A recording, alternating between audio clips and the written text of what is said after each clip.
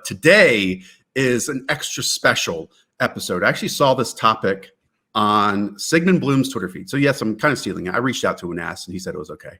But it's what players are being drafted outside of the top 50 in fantasy drafts right now that have league winning potential. Hayden, I mean, we've seen league winners come in all different shapes and sizes. Obviously, Lamar Jackson last year being drafted as the quarterback 10, number 88 overall, obviously qualifies. But we've seen, Tim Hightower have the best week 16 of all time and win fantasy leagues.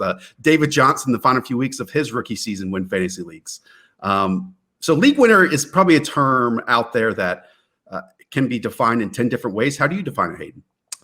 Well, I think it kind of depends on the league. If you're talking about best ball, you kind of need production throughout the year. But if it's like a regular redraft league, like a high school buddies league, then you need somebody that's going to be doing better later into the season. That's where you get some of these handcuff running backs emerging. Usually rookies are really young players, but I think we'll have a little bit of variety here tonight. Pat, what about you? What do I usually look for in a league winner, Josh? Yeah, how do you define it? Well, a lot of times obviously a league winner is someone you get who vastly overperforms their ADP. And some of the profiles for that are like Lamar Jackson. He fit the profile perfectly. A dual threat quarterback. Dual threat quarterbacks are often potential league winners because we don't know the rushing upside. And then another profile I kind of look for is, a handcuff back that also has standalone value. So someone that's not just like taking up space on your roster, someone that will have standalone value, even if the starter in front of them doesn't get hurt. But then if that starter does get hurt, then they become like a plug and play RB1 or 2. So those are two of like the really like tried and true league winner profiles, if such a thing is really a thing, which, it might not be. A lot of it is just randomness and luck. But well, yeah, I even went back and researched some of this, and I talked about David Johnson's rookie season. I mean, I think we all can remember he did absolutely nothing for like the first half or 3/4 of that year, and then in his final 4 games had 19, 15, 43, and 20 fantasy points. We can also point back to like D'Angelo Williams back in 2008. He led the league with 18 rushing touchdowns after not scoring a touchdown in the first 4 games of an NFL season. So hopefully we can navigate and identify one of those names here for you today. We'll go with 6 names, 2 apiece. Handsome Hayden Winks, you're up first. I think we'll have a couple of running backs later, so I'm going to start it with a wide receiver, and that is Will Fuller. And, of course, everyone knows the upside. Everything's obvious this year without DeAndre Hopkins. They have the 4th most available targets. They have the 3rd most available air yards.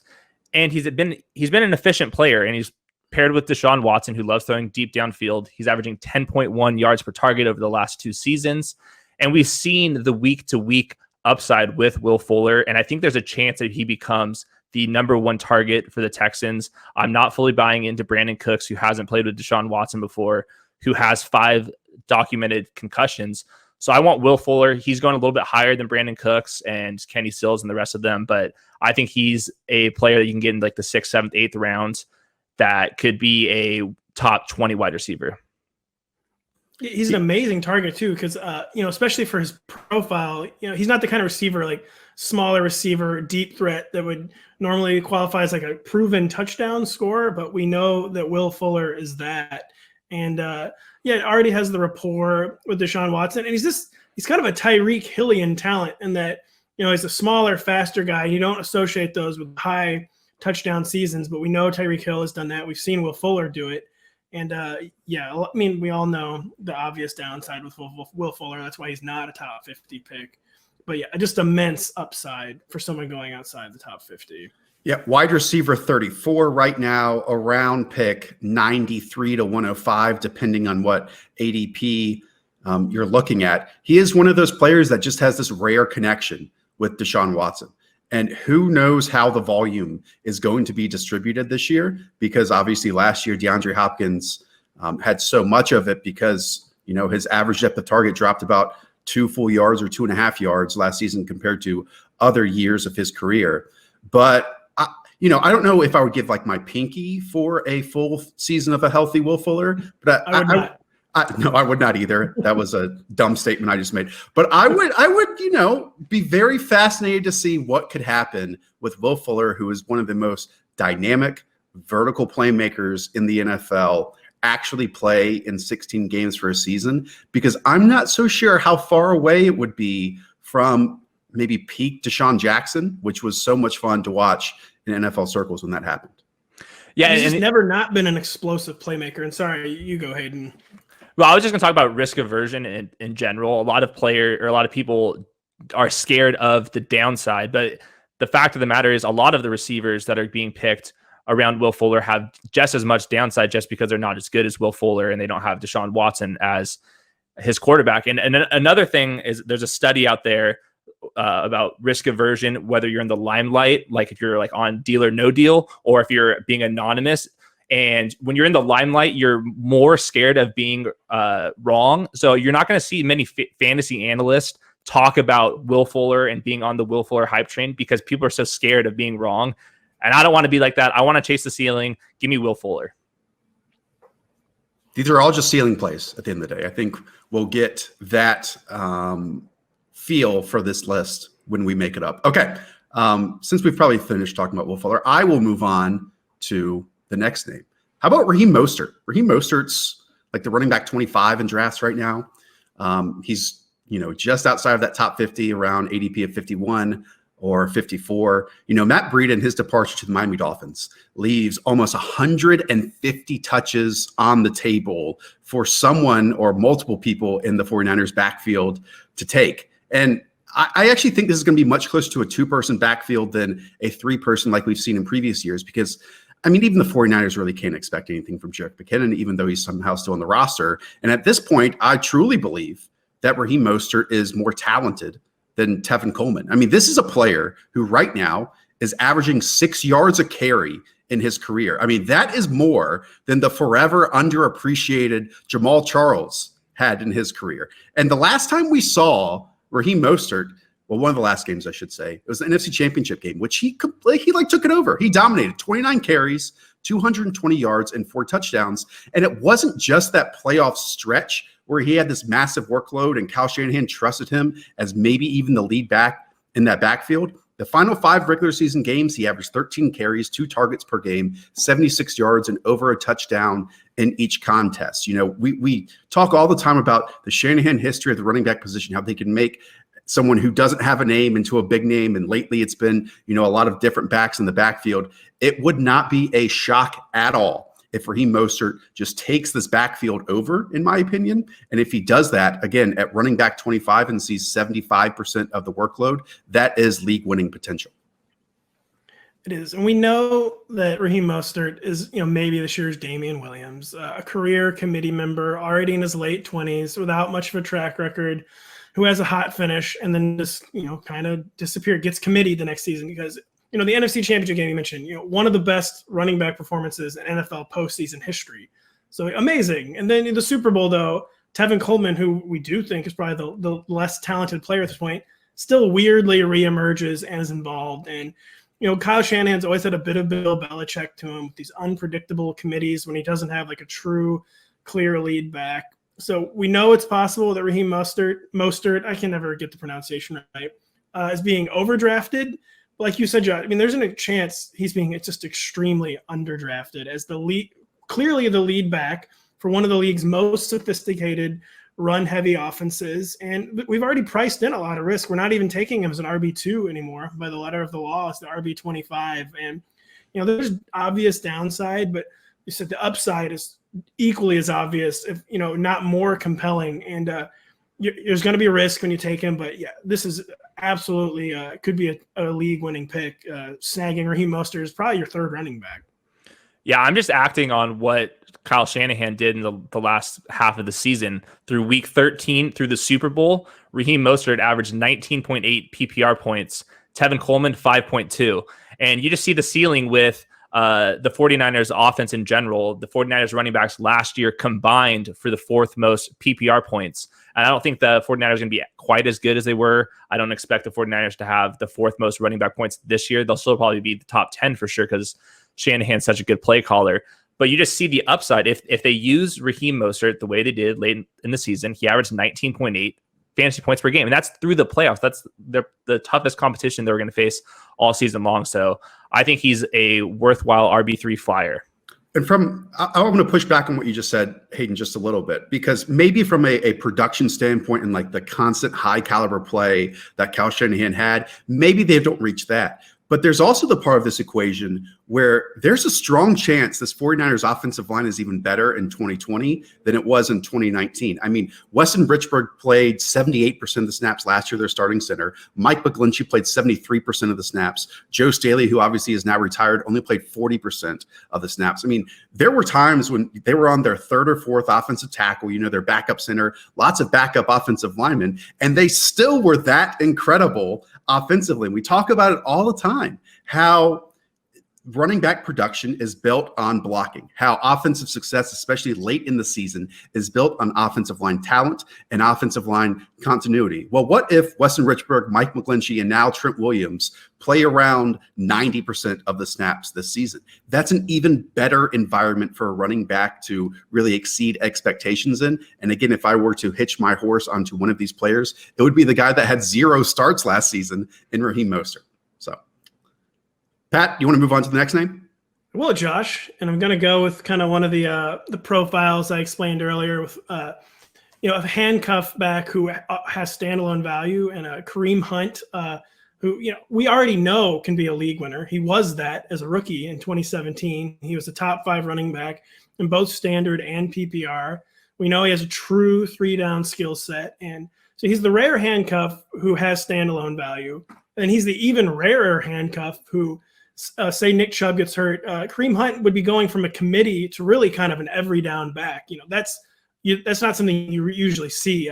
When you're at full health, you have a committee, and then when you're not at full health, you have a 3-down role. And we already know what Kevin Stefanski did with Dalvin Cook last year in Minnesota. We know he comes from the Gary Kubiak system. We know what Gary Kubiak does for running backs, and Nick Chubb, he's just great because, again, he's not going to be like a lawn ornament on your roster if Nick Chubb isn't hurt, especially in PPR. He will have flex value. He will have bye-week plug-and-play value. But if Nick Chubb were to get hurt, you would suddenly have a clear-cut, probably top 8 running back, maybe top 5 running back, and that's a league-winning type pick. And, yeah, even if he doesn't win you the league, he's going to have standalone value as a handcuff on your bench. But yeah, this is the kind of profile you look for with someone as you start to get to the mid to later rounds. And just like how Josh mentioned with the 49ers, the Browns offensive line should also be much better this year. They drafted Jedrick Wills, picked up Jack Conklin.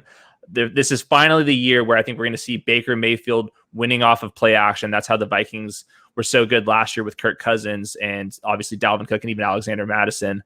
The Vikings were 5th in fantasy points combined with the running backs last year. So that's kind of the upside you're seeing. And like Pat was mentioning, the Chubb and Kareem Hunt dynamic in the late last season, their production was pretty similar from a fantasy points per game perspective. Chubb 14 points per game, Kareem Hunt 13.5. So you're getting pretty good value for somebody that you can get as a modified 0 RB league winner type. Yep, running back 29, around the 74th to 66th overall selection. I do like to look at snap counts when it's coming around time for the next season. And you can't look at Kareem Hunt's because obviously it's shifted and tilted after he was suspended for the first 8 games of the season. Looking at those final 8 games of the season, I mean, it ranged anywhere from a 54% snap rate offensively to a 66% snap rate offensively. And that's, again, with a healthy Nick Chubb who was uber productive. This is a player who's going to be on the field. And I actually just blurbed one of these news items for the site. I mean, just imagine that. When I do it, I got to talk about it, Pat. Hunter's going to know who you are next year. But Kareem Hunt said he and Nick Chubb have just been talking and just getting so excited for just how great they can fit in this stretch zone offense. Kareem Hunt also said that he would love to be on the Browns long term. Now, I don't know your guys' feelings on that. It doesn't seem likely because he's playing on about a $4 million contract right now, which, for second contract, quote unquote, running backs is quite a price tag. And it probably depends on, one, how he does off the field, because there was even an incident this offseason with a speeding violation, I believe. But 2, how much money he's going to request. But now is the time for Kevin Stefanski and company to make the most of having 2 of maybe the 15 most talented running backs in the NFL, because I think what Kareem Hunt showed early in his year, I mean, he led the NFL in rushing during his rookie season. That's absolutely astronomical talent that this team has in their backfield. It is, yeah. I mean, again, we've already seen him be a league winner. He can do it again. He can rise again. It will be fascinating though, because, and this is going to kind of transition into what I want to talk about later with another team, but we'll get into that in a second. Stefanski really had one back last year in Dalvin Cook, right? And so unless he was forced to come off the field, either due to fatigue or due to injury, Alexander Mattison might have 5 to 7 touches in a game and get some goal line work and some short yardage work, but it really was just one back. So it's always fascinating to me with these offensive play callers, how we do rely on what they have done in their past, but how much can they shift themselves to change that for new personnel? And I don't think it's an answer that any of us can have. We can only ask that question because we've absolutely seen examples on both ends of the spectrum with that, where talents like Kareem Hunt, who have shared backfields, have certainly been wasted in prime situations like this before. Yeah, hoping he doesn't get Duke Johnson is what you're saying. Exactly. Well, I mean, they have mentioned that Kareem Hunt has been lining up and at like slot receiver, or at least in the Zoom meetings. I'm not sure if it's going to happen. I'm not sure if it's going to actually happen, but there is a higher chance just because the Browns depth chart at receiver beyond the top 2. Maybe when they go 3 wide receivers, it's Kareem Hunt going in motion. That's just a possibility. You might have been in diapers still when this happened, Hayden, but just a few years ago, we were told that Duke Johnson was going to be the Browns slot receiver, and look how that turned out. So, don't forget CJ Spiller, and Hayden just said the most coronavirus offseason sentence imaginable, basically, and that getting Zoom slot reps. Getting 2 backs on the field is not an offense in the NFL. So 2 ball carriers. So it's that's one that we blurb for at least 6 of the 32 teams of the NFL during training camps. And then it maybe happens 6% of the time once the NFL season rolls around. But I understand the sentiment, what you're saying, Hayden. All right. So we've gone through 3. Hayden, I believe you are back up here for round 2. Yeah. So now we're going to go a little bit later into the draft, and I'm going to highlight Chase Edmonds, the direct handcuff to Kenyon Drake. Chase Edmonds, I think, is just like a really good player. He was 6th in EPA per carry, 6th in fantasy points per carry, 11th in success rate, and 12th in yards per carry among 70 qualifiers last year. And just the environment's so good. I love the offense they run with Kyler Murray out of shotgun. They run outside at the 2nd highest rate, which is what analytics wants offenses to be doing. And Kenyon Drake was the RB3 overall from weeks 9 through 16. If he goes down, this is somebody that you can be plugging and playing as a top 12 running back whenever he misses games. So this is fitting the criteria of a late round guy where he's 1 injury away from being an RB1. Yeah, the Cardinals last year, we kind of on paper were a 3-back backfield, but they didn't. They had 3 backs they could be using, but they didn't do it that way. They really wanted to be like a 1-man backfield, and that'll probably be the plan with Kenyon Drake. But then, like you said, if Kenyon Drake goes down, Chase Edmonds is 1 play away from essentially being a 3-down back, and that is something you target every time in the mid to late rounds of fantasy drafts. And he's another guy who could have standalone value, because even if they want this to be kind of a 1-man backfield in theory, the amount of plays they want to run, as versatile as they want to be on offense, there's going to be weekly snaps for Chase Edmonds. So he just perfectly fits the profile of someone who has so much more upside than his ADP would lead you to believe. Yeah, we talked about Chase Edmonds earlier on this offseason, and I think my imagination took over a little bit because I don't even want to reuse some of the words that I used to describe his talent. Like, I think I said feature back quality. And again, I think I was thinking back to, his game against Cincinnati, where he took 8 carries for 68 yards and a score. His game against the Giants, where he had 27 carries for 126 yards and 3 touchdowns. Because then I forgot about the rest of the season when, he was barely used and barely was able to touch the ball, especially when Kenyon Drake was back in the lineup. Now, Chase Edmonds probably, wasn't totally healthy after getting injured himself, and probably would have had the backfield to himself if he did not get injured. But that's also not factoring in what I think personally, right? And I think coming out of Fordham that Chase Edmonds had like some Matt Forte in his game in terms of make you miss in the open field. He's obviously a very capable receiver. It's a situation where hopefully the Cardinals offensive line is better. But two, even if it's not, we already saw probably at the lowest talent point that it's going to be last season that Cliff Kingsbury and the scheme that he runs offensively just manufactures open space and plenty of yardage for backs. And that is a very defined backfield, I think, right now, with Kenyon Drake in the lead and Chase Edmonds directly behind him. And, if we stack all backup running backs across the league, I know we just talked about Kareem Hunt, and there's certainly a step down to what Chase Edmonds offers, but I think he truly is one of the best, most talented backups across the NFL as well. And the last note I want to bring up with Chase Edmonds is with coronavirus, they're going to be testing players multiple times a week. I think we're going to see more missed games potentially from starting running backs this season. So I think handcuffs is probably more value in them this year. Big brain, Hayden Winks. That's right. COVID cuff. That was Josh. Nice. I was wondering if we were going to hear the word Fordham in your spiel, and we did. And you made another great point that's kind of forgotten history. He had like 150 yards from scrimmage the week before they traded for Kenyon Drake, and he probably would have been the feature back if he had not popped a hamstring. So he's another guy who's already kind of demonstrated this upside on the field.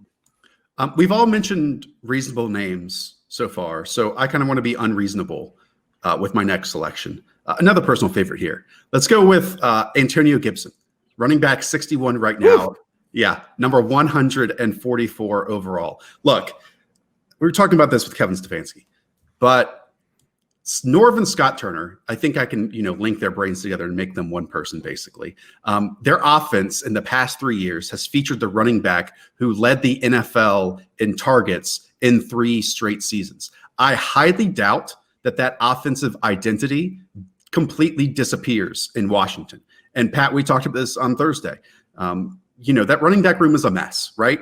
We've talked up Darius Geis, and I think it's warranted. He's a very talented player. He's the odds-on favorite to lead that backfield in touches. But he's also a player with 42 carries in his career, 7 catches in 2 seasons. I mean, that's basically what Derrick Henry gets in one half if the Titans have, positive game script, right? Then you throw in Adrian Peterson, you throw in J.D. McKissick. Right now, it's kind of even difficult to advocate for drafting Antonio Gibson in season-long leagues because he is going so late and he truly is a wait-and-see player. But we know that the Turners have relied on one back to amass 90% of the workload. And for some reason, maybe it's just me diving into this topic, I'm getting David Johnson rookie season vibes from Antonio Gibson, that he might not be that bell cow feature back in the first 4 to 6 weeks of the season. He might show some glimpses of fantastic play early on in his career, but as we get to the second half of his rookie season, it would not shock me at all if he is the go-to back because he shines as both a runner and, most importantly, as a receiver towards the end of his rookie season. You just kind of made me wish that Lynn Bowden was on the Redskins, because I feel like everything you said about him would apply more to Lynn. The problem with Antonio Gibson is that, these offensive weapon types, these tweener types, just have a lot of problems as a rookie usually. We're not even sure of his position coming out of the draft, and then it's the coronavirus offseason where he doesn't get any practice reps, and he is a very unique, a very high upside player. I just think it'll be hard for him to realize that this season, and I would personally rather take a mid-round flyer on Darius Geis than a late-round flyer on Antonio Gibson. But the case you laid out does make sense. It's just the wrong year to be an offensive weapon entering the NFL. And I just don't know if they're going to really fully know how to utilize him. But you're totally correct about Norville and Scott. Norv won back. It goes back to like LaDainian Tomlinson, Emmitt Smith. I believe Norv coordinated Emmitt Smith even.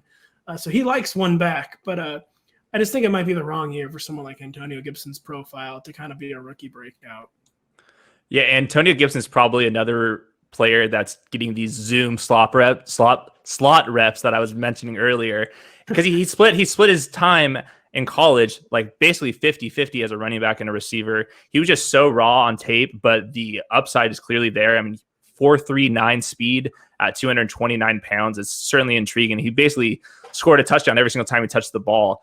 It's the late season. I can see the upside. This is definitely a wait and see player for me. He just only had 77 career touches in college, but I mean, the upside, he looks like just a different athlete, even compared to NFL players. And I wish it was 50-50 the time he split between running back and wide receiver. He actually took like 70% of his snaps in college at wide receiver. And like, that's how I projected him. You know, I actually think if I were running the Washington Redskins one day, right, I would use him exactly how Scott used DJ Moore, right, on crossing routes, on slants, get the ball in his hands and allow him to win after the catch, because that's where Antonio Gibson is most dangerous, with the ball in his hands. I mean, Hayden, you know this. These are unreal numbers that Antonio Gibson put up in terms of breaking tackles. 16 missed tackles forced on 33 carries last season. 17 missed tackles forced on 38 catches last season. I mean, those are numbers that are on another tier compared to any other rookie in this class. And Pat, I'm with you. Like, we don't know exactly how he's going to use. We get bitten by these Swiss Army knife, you know, versatile playmakers all the time, Tavon Austin, but he's wearing number 24. Okay. And if we can dig into any meaning behind that, unless he is pulling a reverse Ty Montgomery here, Antonio Gibson is absolutely playing the running back position. And again, it's loaded with talents. I'm not going to say, you know, perfect talents that match up with what the Turners have done in the past. But if there is one player who comes in and exceeds expectations and hits all the skills at the ceiling that we think that he can get to, I truly believe that Antonio Gibson is the closest thing that this team has to Christian McCaffrey on the roster. And if that's the case, and he comes in immediately and again posts some great games in the first 2 or 3 or 4 weeks of the season, I think you can, you know, image a feature back workload for a player who shines as a runner and who shines as a receiver.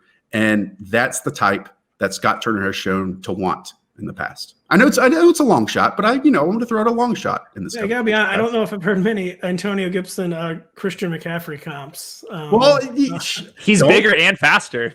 Just saying, guys, statistically he is. Mike Murphy, that is not the quote to pull out of this podcast. I was just saying, hypothetically, all hypothetical here.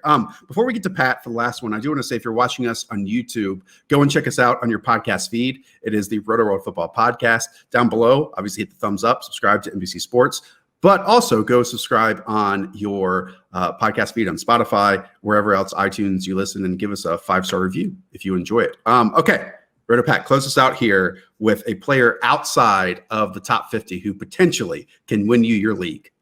He's barely outside the top 50, so this one's kind of cheating. And he's also someone, probably the player I've talked about the most in Rotoworld podcast history, if that gives you a giveaway. But I talked about, one of the profiles I look for is like a mid-round pick who can end up winning you your league. A dual threat quarterback with upside on the ground and someone who also makes big plays down the field.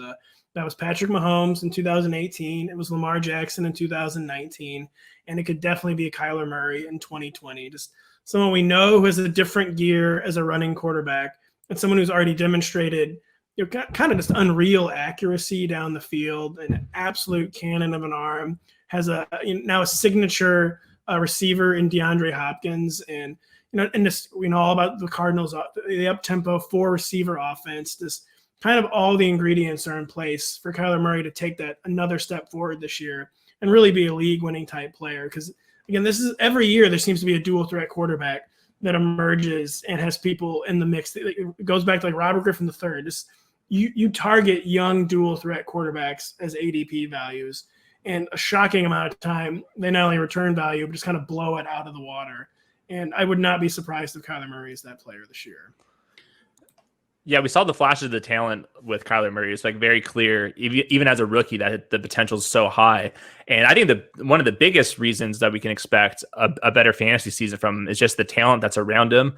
These were the targets he was thrown to last year. 109 targets to 36-year-old Larry Fitzgerald, 108 targets to Christian Kirk, who I learned today averaged 6.6 yards per target, 47 targets to David Johnson, 46 targets to Damiere Byrd. We have Keyshawn Johnson, who averaged 4.5 yards per target. Keyshawn Johnson. Yes. Kenyon Drake, finally a good player. 33 targets to Pharaoh Cooper, and then 24 targets to Charles Clay. That is pathetic. At least we have DeAndre Hopkins in there to help Kyler Murray out a little bit. Plus, I'm hoping to get a little bit better offensive line play. I mean, I opened this conversation, Pat, by talking about Lamar Jackson and how if you had Lamar Jackson on your fantasy team. Hopefully you won your fantasy league last year. And while we've mentioned, a lot of names that maybe through injury can get up there, or if they just are breakout rookies, they can get up there. It's worth talking about the quarterback position, that if you have the quarterback one, that basically means you are definitely in the playoffs and most likely headed to your championship. The difference this year, Pat, though, is, there are no rushing quarterbacks who are very good as runners that are going around that quarterback 10 mark. Like, we have finally caught up to the Konami code, #RichRebar, who that is the cheat code for the running back position and just enters with a nice little floor every single week. I mean, Josh Allen might be the lowest on that list, and he's at quarterback 7. Quarterback 6, Kyler Murray, right? Deshaun Watson, quarterback 4. Lamar Jackson, obviously quarterback 1. So while you still have to pay up more compared to where you drafted Lamar Jackson last year, the talent gap, I'm not going to say that, Kyler Murray is going to jump into his MVP season here in his second season, but there were absolutely cases and moments when he elevates every single person around him and makes plays that no one else in the league can make, or very few people in the league can make, turn some of those, sacks that he brought on himself last year into some positive plays this year, get the ball out of his hands a little bit quicker. And you could have a really, really special second season, despite how difficult the NFC West is going to be here in 2020. So yeah, maybe it's because Kyler's ADP is slightly higher or Kyler's going slightly earlier, but I feel like all the Josh Allen oxygen should just be thrown Kyler Murray's way. Like, I don't know why anyone is talking about Josh Allen or hyping Josh Allen when Kyler Murray is a real thing that exists. So that would be my closing thoughts on Kyler Murray as a league winner in 2020. Every single episode, Pat, it has to be Josh Allen dig in there somewhere. Like, you have to suck out some of that energy some of us have for Josh Allen and the roller coaster that we just enjoy to ride on. And you just want to dump it here on let's be honest, your favorite football player in the NFL. I mean, he is the biggest crush you have. What do I have to do with what am I going to have to do when Josh Allen wins MVP this year? I might have to retire. I've given it a good run coming out of my 10th year in the industry, so there'd be worse things. Does anyone have any other names I just want to throw out quickly? I mean, we only talked about 6 here. There are probably about 16, 26 that we could talk about. I know, Pat, you and I on Thursday's episode talked about Latavius Murray. I mean, Latavius Murray is going as the running back 44. If in worst case scenario, Alvin Kamara misses, a stretch of 8 games, we talked about it. There were times last year when Kamara was sidelined and Latavius had weeks of running back 2 and running back 3 overall scoring. So in that offense, a lead ball carrier who takes up 75% of the workload can absolutely be a league winner for you as well. Yeah, we've kind of focused on like the more sexy names, but Latavius Murray is a classic profile of a league winner because, again, he's someone who, if he gets the role, it's going to be an every down role. And like you said, we saw what he did with that last year. Some of that, Marquise Brown, who showed a lot as a rookie and could maybe take like a DJ Shark type jump as a sophomore. We know he's a special player who can make huge plays down the field. Injury always kind of the concern with him, like Will Fuller. And then someone like Raquel Armstead behind Leonard Fournette, who, the Jaguars just could not have made it more clearer that they wanted to get rid of Leonard Fournette this offseason. Couldn't find any takers. I think Leonard Fournette's going to have a very quick hook this year. Someone getting no hype at all, not no hype at all, but Justin Jackson on the Chargers. Austin Eckler's reached 15 carries twice in his career. Joshua Kelly, maybe a grinder type. Justin Jackson, another guy, kind of like Raheem Mostert, extremely efficient on limited workloads in his career. Could be a huge home run hitter, and he could have a role right off the bat too. So those are just a few of the other guys that I had thought about going with before ultimately deciding it had to be Kyler. My late round guy is Daugherty Evans, who's the direct handcuff to Derrick Henry. I think he might be the cheapest direct handcuff. If Derrick Henry missed time, I would be pretty confident that third round rookie Daugherty Evans would go right into the 3-down role, and he's going to be playing on passing downs as well. That's a role that Dion Lewis had last year. He's not going to have standalone value, but I thought Daugherty Evans was pretty good. He was really fast at the combine, and I think he showed enough to believe in as a 3-down potential league winner, and he's going like, you can get him for free. I think most leagues he'll probably be a waiver wire guy. I'm not going to say this guy might be a top 10 wide receiver, but I found it extremely fascinating that Adam Kaplan predicted that Jalen Reagor, the rookie for the Philadelphia Eagles, is going to lead that team in catches during his first season. You know, I don't know how they're going to use him necessarily. And like if Deshaun Jackson is healthy, I would still bank on him as being that team's top wide receiver. But maybe they're already in love with Jalen Reagor to the extent that he's going to be on the field in every single sequence, every single drive. And if that's the case with his explosion and what Carson Wentz did with all those awful receivers he was throwing to last year, then maybe Jalen Reagor is someone that could vault into the top 15 wide receivers during his rookie year if what Kaplan is saying actually happens. And we know how close he is to that group. And I mean, would it really be a long shot podcast if we didn't mention the likes of wide receiver 71, Devin Funchess here? I mean, Devin Funchess is you mean why not? Devin Funchess? Tight end Devin Funchess. I mean, he's the only pass catcher that team added this offseason. I think they added him as an extra offensive lineman with the way the Packers are going. I think that was kind of what they had in mind. What if well, one, Devontae Adams goes down, and two, Devin Funchess and Aaron Rodgers have just been, you know, the marriage that this team has been waiting for since, you know, Jordy Nelson left town. What if that is the case this season? Not saying it's going to happen. Absolutely not saying it's going to happen. But I just felt like, you know, Devin Funchess is the type of name that needs to come up this conversation because we might not talk about it in the rest of the offseason. So. Rightfully so. Can I throw out one more? ADP is insanely low. Yeah, go ahead. We didn't talk about any tight ends outside of Devin Funchess. The guy that I like is Hayden Hurst, and I've talked about him before on the podcast. He's not going super late in drafts, but he can be your tight end one if you want to wait a little while. And there's just so much opportunity in Atlanta. And I thought I reviewed his tape this offseason, and I thought he was pretty underrated. He was all the advanced stats, like on a per route basis. He was actually pretty good last year. So I think the talent is good enough for the opportunity where he can sneak into be like a Darren Waller type and actually end up being a top 5 tight end potentially. It's just great you brought up tight end because this is the deepest, most intriguing year at tight end in years. I mean, you've guys, usually tight end 18 to 22 range. I mean, you're talking about the pure depths, like nothing intriguing. And this year, that's Jonnu Smith, Blake Jarwin, even Jack Doyle, Ian Thomas, I mean, Chris Herndon, Eric Ebron with the Steelers. Like tight end is way deeper than usual this year.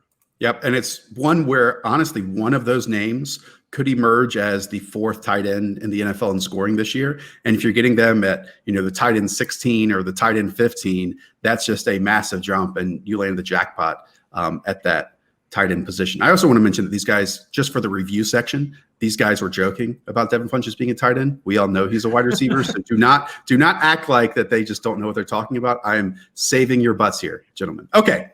That's going to do it for us. We'll be back later on this week for another topic that has not been determined at this time. And again, hopefully we will come up with another live draft ahead of your July 4th weekend. So for Hayden Winks, for Patrick Daugherty, I am Josh Norris. Stay up the villa. We'll talk to you soon. See you. Hi, I'm Mike Tirico, and thanks for watching. Make sure to hit subscribe for the latest news and highlights from NBC Sports.